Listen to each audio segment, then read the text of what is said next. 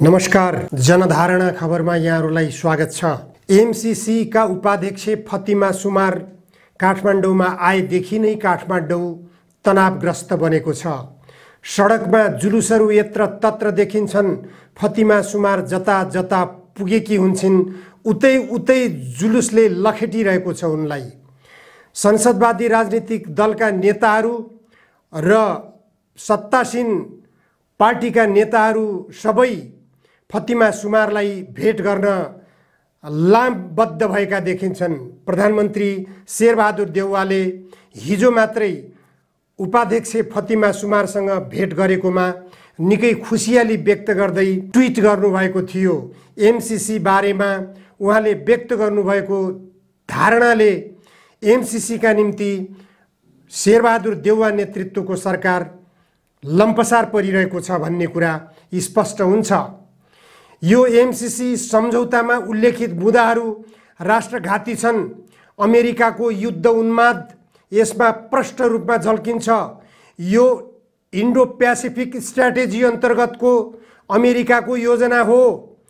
यसले युद्धको मानसिकता बोकेको छ भन्ने आरोप अमेरिकामाथि लागिरहेको छ। तर नेपालका राजनीतिक दलका नेताहरू जसले उक्त एमसीसी सम्झौतामा दस्तखत गरेका हुन्, उनीहरू यसमा स्पष्ट रूपमा मुख खोल्न सकिरहेका छैनन्। उनीहरूले एमसीसी को विरोध गर्न सकिरहेका छैनन्। सडकबाट भइरहेको खबरदारीका कारणबाट सडकमा एमसीसी का विरुद्धमा जनता उत्रिएपछि देशव्यापी रूपमा जुलुस प्रदर्शन भइरहेको र एमसीसी खारेज गर भन्दै नाराबाजी लागिरहेको र अमेरिकी साम्राज्यवादको विरोध भइरहेको कारणले गर्दा संसदवादी राजनीतिक दलहरू यसलाई पारित गर्न हच्किएका छन्, डराएका छन्। यता एमसीसी का उपाध्यक्ष फतिमा सुमार बसेको होटेलमा पनि युवाहरूको जुलुस पुगेको छ। त्यहाँबाट पनि फतिमा सुमार भाग्न परेको छ। एमसीए नेपालले जो कार्यालय सञ्चालन गरेको छ 5 स्टार होटेल याक एन्ड यतिमा नेपालको ढुकुटी रित्याएर उक्त कार्यालयमा प्रत्येक दिन लाखौं रुपियाँ खर्च गरिरहेको छ। तथाकथित परामर्शदाता पारिश्रमिक भन्दै त्यो ढुकुटीबाट रित्याइरहेको छ। नेपालले एमसीसी सम्झौताको निम्ति गर्नुपर्ने 13 अर्ब मध्ये लगभग 5 अर्ब उक्त कार्यालयले 2 वर्षको अन्तरालमा खर्च गरिसकेको छ। यसरी देशको ढुकुटी रित्याएर अमेरिकाको एमसीसी योजना लागू गराउन कृत संकल्पित भएर यहाँका संसदवादी दलका नेताहरू लागेका छन्। यो सम्झौताको मस्यौदाकार डाक्टर बाबुराम हुनुहुन्छ भनेर आरोप लागिरहेको छ। डाक्टर बाबुराम भट्टराई 10 वर्षे जनयुद्धका नेता हुनुहुन्छ। 10 वर्षे जनयुद्धमा 17,000 नेपाली जनताले रगत बगाए। के त्यो रगतको बलिदानी, त्यो जनताको बलिदानी साम्राज्यवादी अमेरिकाको युद्ध उन्मादी नीति नेपालमा भित्र्याउनको निम्ति भएको थियो? यो गद्दारी किन गर्दै हुनुहुन्छ? एमसीसी सम्झौता बारेमा डाक्टर बाबुराम भट्टराईले आफ्नो दृष्टिकोण सार्वजनिक गर्नुपर्छ। उहाँले भन्ने गर्नुहुन्छ बीआरआई र एमसीसी समान खालका कार्यक्रमहरू हुन्। के यी दुई समान खालका कार्यक्रम हुन्? डाक्टर बाबुरामले यसमा स्पष्ट पार्न सक्नुहुन्छ? बीआरआई भनेको नितान्त रूपमा पर्यावरणसँग जोडिएको चीनले अगाडि सारेको योजना हो, जसमा सडक सञ्जालबाट व्यापारिक सञ्जालमा विश्वलाई जोड्ने उसको योजना रहेको छ। तर इन्डो प्यासिफिक रणनीति अन्तर्गतको एमसीसी भनेर अमेरिकी पदाधिकारीहरूले खुलस्त गरिसकेको कुरालाई इन्डो प्यासिफिक स्ट्र्याटेजीको होइन भनेर डाक्टर बाबुरामजीहरू वकालत गर्न अगाडि परिराख्नु भएको छ। उहाँहरूलाई लज्जाबोध भइरहेको छैन। डाक्टर बाबुराम भट्टराईले पछिल्लो पटक व्यक्त गर्नुभएको एउटा अन्तर्वार्तामा उहाँले भन्नुभएको छ संसदबाट पारित गर्ने भन्ने कुरा अमेरिकाले चाहेको होइन, यो त नेपालका तर्फबाटै राखिएको प्रस्ताव हो। त्यो प्रस्तावलाई एमसीसी सम्झौतामा उल्लेख गरिएको छ। यसैबाट स्पष्ट हुन्छ एमसीसी प्रति डाक्टर बाबुराम भट्टराईको दृष्टिकोण के छ। आम नेपाली जनता एमसीसी राष्ट्रघाती हो भनिरहँदा एकजना सिङ्गो बाबुराम भट्टराई एमसीसी नेपालको निम्ति हितकारी छ भनेर बोल्न कति लज्जाबोध गर्न सक्नुभएको छैन। उहाँले लज्जाबोध गर्न सक्नु पर्दछ। 10 वर्षे जनयुद्ध किन गर्नुभएको हो? 17,000 नेपाली जनताको रगत किन बगाउन बाध्य बनाउनु भयो? यसको जवाफ अब तपाईले दिनुपर्छ। यो एमसीसी सम्झौता अमेरिकाको युद्ध उन्मादी नीति होइन भनेर कुन आधारमा तपाईले भन्नुहुन्छ डाक्टर बाबुराम भट्टराईजी? तपाईले मस्यौदा गरेको यो राष्ट्रघाती एमसीसी सम्झौता नेपाली जनताले स्वीकार गर्न सक्दैनन्। यसलाई फिर्ता लैजानुस्। यसलाई कुन तरिकाले फिर्ता गर्नुपर्छ त्यो तपाईको पनि जिम्मेवारी हो, किनभने तपाई पनि संसदमा प्रतिनिधित्व गर्नुहुन्छ। संसदबाट यसलाई अस्वीकार गर्नुहोस्। नेपाली जनताको मत अनुसार यदि तपाईहरू लोकतन्त्रवादी हो भने लोकको आवाज सुन्नुहोस्। लोकले के भनिरहेको छ? लोकले एमसीसी खारेज गर भनिरहेको छ। तपाईहरू लोकतन्त्रवादी हो कि अमेरिकाको दास हो?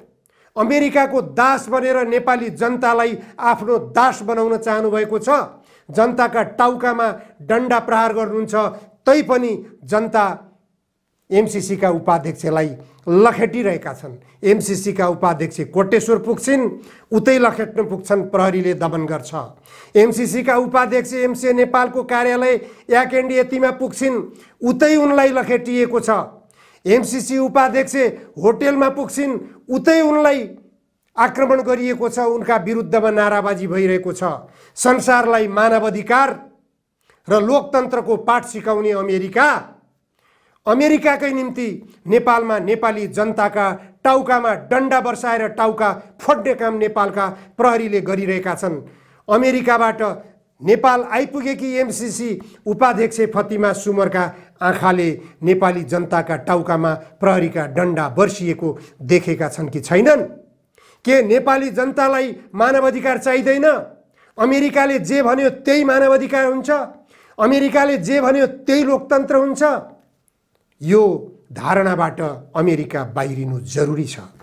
यदि नेपाली जनताले एमसीसी सम्झौता स्वीकार गर्न चाहन्नन् भने एकजना मन्त्रीले दस्तखत गरेको आधारमा त्यसलाई संसदबाट पारित गर्नै पर्छ भनेर अमेरिकाले दबाब दिन हुँदैन।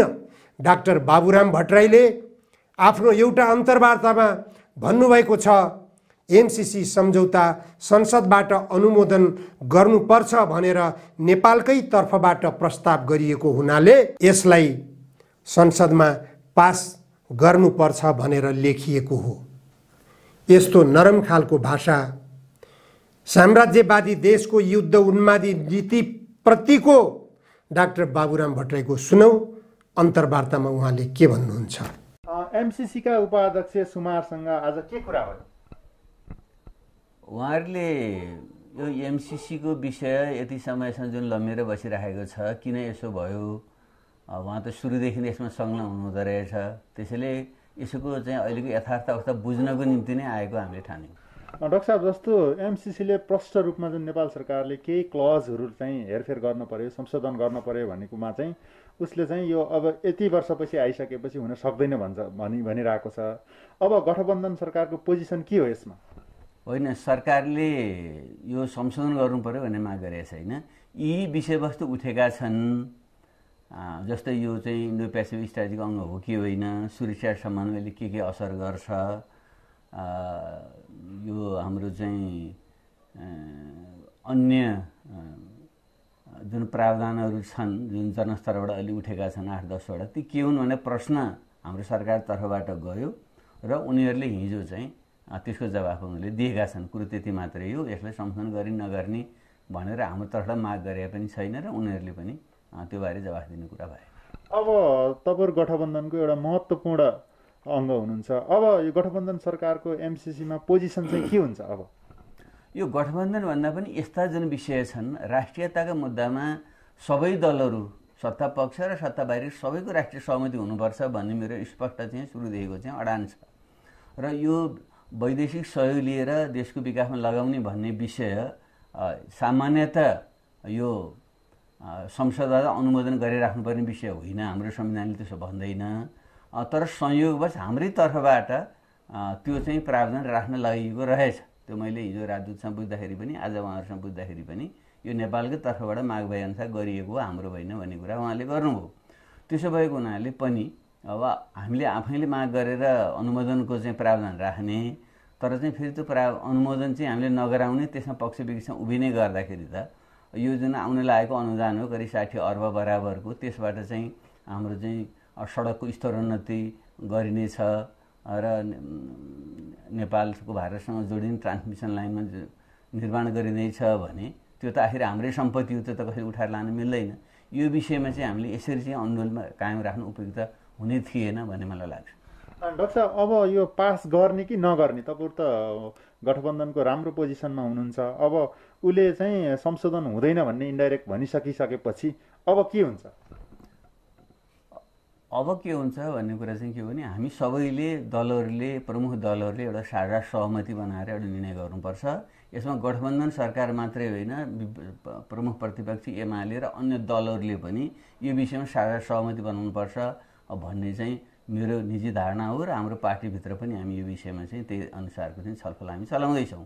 मेरो यहाँनिर एउटा भनाइ के हो भनेदेखि राष्ट्रियताको मामिलामा हाम्रो जस्तो सानोदेखि जनता संवेदनशील हुनु अत्यन्त राम्रो कुरा हो, यसको हामी सबैले स्वागत गर्नुपर्छ। तर कुन कुरा राष्ट्रिय हितमा छ छैन भन्ने आधारमा हामीले निर्णय गर्नु पर्यो। कहीँबाट अनुदान प्राप्त हुन्छ, हामीले ब्याजमा चाहिँ 18 खर्ब जति ऋण लिएका छौँ र त्यो ऋण तिर्दैमा हाम्रो 15-20% चाहिँ पैसा हाम्रो जान्छ प्रति वर्ष। तर यसमा त हामीले फ्रीमा नै प्राप्त गरेका छौँ र हाम्रो पूर्वाधार बन्दैछ फेरि यो, यसमा भ्रष्टाचार गर्ने पनि कुनै ठाउँ छैन भने यस्तो रकम चाहिँ हामीले स्वीकार गरेर लागू गर्नु पर्थ्यो, यसमा ढिलो हुनु हुँदैन थियो। त्यसैले यसबारेमा हामी एउटा साझा अवधारणा बनाउँ र यसलाई चाहिँ अनुमोदन गरौँ भन्ने मेरो धारणा हो। खास गरी केही प्रश्न जेन्युनली उठेका थिए, जस्तै यो हाम्रो संसदबाट अनुमोदन गराइराख्नुपर्ने विषय थिएन, अब हामीले नै माग गरेर राखिसकेपछि अनुमोदन गराउने भन्ने कुरा आयो। यो इन्डो पेसिफिक स्टडीको अङ्ग हो कि होइन भन्ने जुन आशंकाहरू थियो, उनीहरू यो बिल्कुल होइन, यो फरक विषय हो, यो चाहिँ विकासको चाहिँ अनुदानको कुरा हो र सुरक्षाको कुनै यसमा चाहिँ अवधारणा जोडिएको छैन भन्ने कुरा उनीहरूले स्पष्ट गरेका छन्। त्यसबाहेकका अन्य जुन कुराहरू हाम्रो तर्फबाट सोधिएको छ त्यसको पनि उनीहरूले जवाफ दिइसकेका छन्। यस्तो अवस्थामा हामीले एउटा साझा अवधारणा बनाएर सर्वसम्मतिले भन्छु म, सर्वसम्मतिले नै यसलाई चाहिँ ग्रहण गरेर जानु नै देशको हितमा हुन्छ भन्ने मलाई लाग्छ। विभिन्न राजनीतिक दलका नेताहरू र सत्ता गठबन्धनका नेताहरूसँग पनि तपाईँहरूको औपचारिक अनौपचारिक त छलफल दिनदिनै जसो भइरहेको छ, उहाँहरूको आशय चाहिँ के छ? दलहरूको जो हिजो आन्तरिक पार्टी विवादमा यसलाई गिजो ल्याइयो, खास गरी तत्कालीन नेकपाभित्र पक्ष विपक्ष बनेर यो विषय उठ्यो र अन्य कतिपय साना दलहरूले नि यो कुराहरू उठाए र आम जनस्तरमै यो जुन फैलिन पुग्यो। त्यो कारणले गर्दा दलहरूको आन्तरिक खिचतानीको पक्ष एउटा रह्यो। यसभित्र चाहिँ अलिकति हाम्रो जस्तो भारत, चीन, अमेरिकाको चासो भएको जुन एउटा जटिल भूराजनीतिक अवस्था हामी छौँ, त्यहाँ पनि दृश्य अदृश्य रूपले चाहिँ एउटा भूराजनीतिक चलखेल अलिअलि भएको हुन पनि सक्छ। तर मुख्य रूपमा चाहिँ दलहरू बिचको चाहिँ खिचतानीको कारणले नै यो विषय गिजोलियो जस्तो मलाई लाग्छ। तैपनि हामीले चाहिँ हाम्रो दल एउटा व्यक्तिको नेतृत्वको कुरा भन्दा राष्ट्रिय हितको कुरा चाहिँ प्रधान हो। यदि यो राष्ट्रिय कुरा अहितमा छ भने त हुँदैन। म पनि एउटा आफूलाई एउटा देशभक्त नागरिकको रूपमा आजीवन एउटा व्यतीत गरेर आएको मान्छे हुँ, त्यसैले राष्ट्रिय हित विपरीत त गर्नै हुँदैन। तर मैले चाहिँ हेर्दा र अहिले उनीहरूले स्पष्ट दिइसकेको कुराहरूलाई हेर्दाखेरि र आज फतिमा सुमारसँग पनि कुराकानी गर्दा मैले चाहिँ के पाएँ भने यो चाहिँ एउटा विशुद्ध विकासको निम्ति दिएको एउटा चाहिँ अनुदान हो। अन्तिममा डाक्टर साहब, जस्तो उपाध्यक्षज्यूले चाहिँ यो विषय यो विघ्न गिजलिएको छ, यसमा चाहिँ के चासो राख्नु भएको थियो? अनि कारण त उहाँले सोध्ने कुरा नि भएन, हामीले भन्ने कुरा नि भएन। तर उहाँको चाहिँ मैले चिन्ता चाहिँ के देखेँ, हामीले एउटा नेपाल जस्तो केही देशलाई जस्ता अलि अल्प विकसित देशहरूको निम्ति हामीले चाहिँ आर्थिक सहयोग गरेर उनीहरूको विकासमा मद्दत गर्नुपर्छ भन्ने सोचका साथ हामीले यो गरेका हौँ र यो प्रोजेक्टको छनौट नेपालले आफैले गरेको हो र उहाँले भनेअनुसारै हामीले गरेका छौँ। जहाँसम्म यो सम्झौताको भाषा छ त्यो त अन्तर्राष्ट्रिय इन्टरनेट टेम्प्लेट भन्छ नि, अन्तर्राष्ट्रियको एउटा साझा भाषा हो। त्यो कतिपय भाषा चाहिँ मलाई पनि त्यति चित्त पर्दैन, तर अन्तर्राष्ट्रिय रूपमा प्रयोग हुने भाषा त्यस्तै हो, कानुनी भाषा।